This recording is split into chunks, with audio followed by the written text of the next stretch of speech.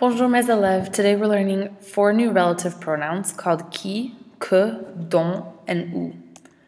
In today's lesson, we're going to talk about what a relative pronoun is and when to use one, what qui means and how you use it, and then we'll repeat that for the other 3 relative pronouns, which are que, dont, and où. So let's start off by talking about what a relative pronoun is so that you have an idea of what I'm trying to say, and then also when to use a relative pronoun. A relative pronoun links 2 phrases or sentences together, and we should know by now that a pronoun replaces a noun in a sentence. So a relative pronoun is one of those pronouns, but this is one that links 2 phrases or sentences together, and this helps form a more complex sentence. So instead of 2 very simple sentences, we have a more complex one.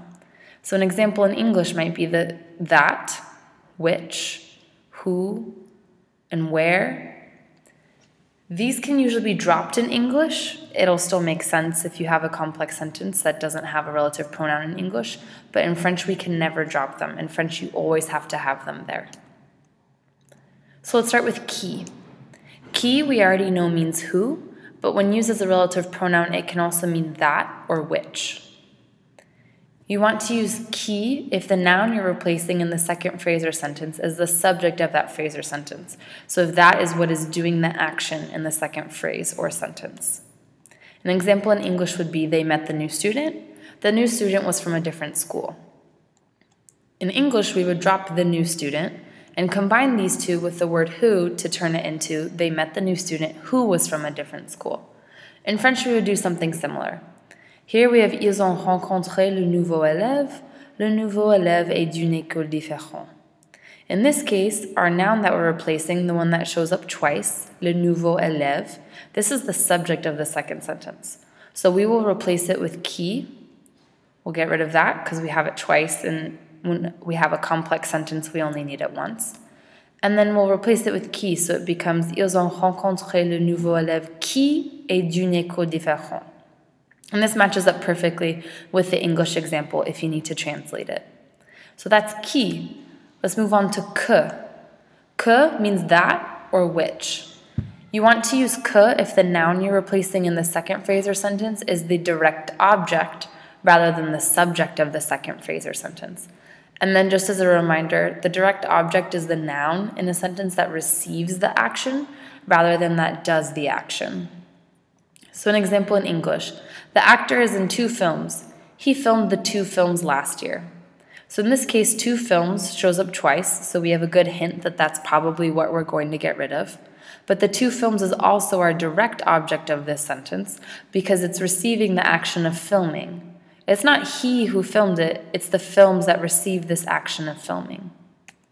So we would get rid of that and replace it so it becomes the actor is in 2 films that he filmed last year. In French, we could do the same thing using que. We could change it from l'acteur est en 2 films. Il a filmé les 2 films l'année passée. And we can change that using que so that it becomes l'acteur est en 2 films qu'il a filmé l'année passée. The actor is in 2 films that he filmed last year, just like how we see up here in the English example. So we get rid of this noun that shows up another time, and that is the direct object, by replacing it with que. Next we have dont. This is a new English word. Of the 4 that we're studying today, this is the one that we haven't seen before in any other context. It also means that or of which.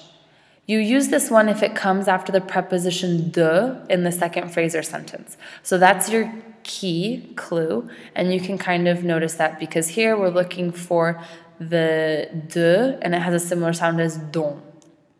So an example in English would be Michael Phelps is a swimmer. Ms. Rudolph Dieb talks a lot about this swimmer, if you haven't noticed by now.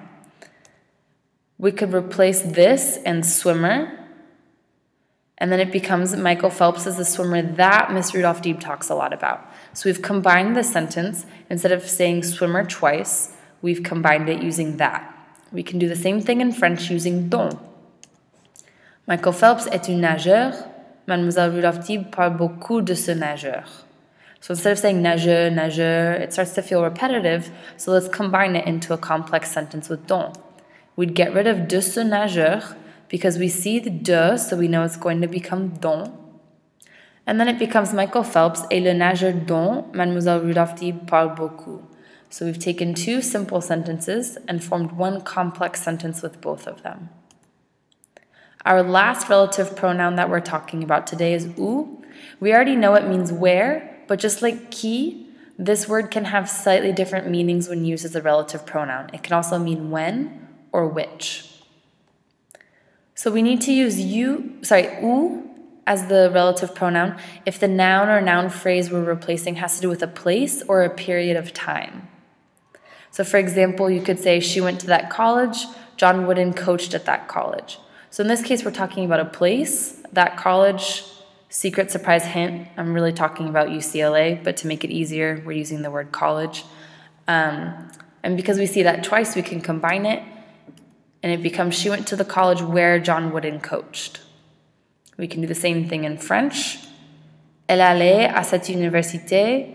John Wooden entraînait à cette université. And of course, we're using the imparfait because we're talking about an ongoing action in the past. And here we can combine it using où. So we'd get rid of à cette université. And then it becomes elle allait à l'université où John Wooden entraînait, to match up with the English example. Et ça, c'est la fin. Make sure that you have the 4 relative pronouns in your notes as well as how to use each one.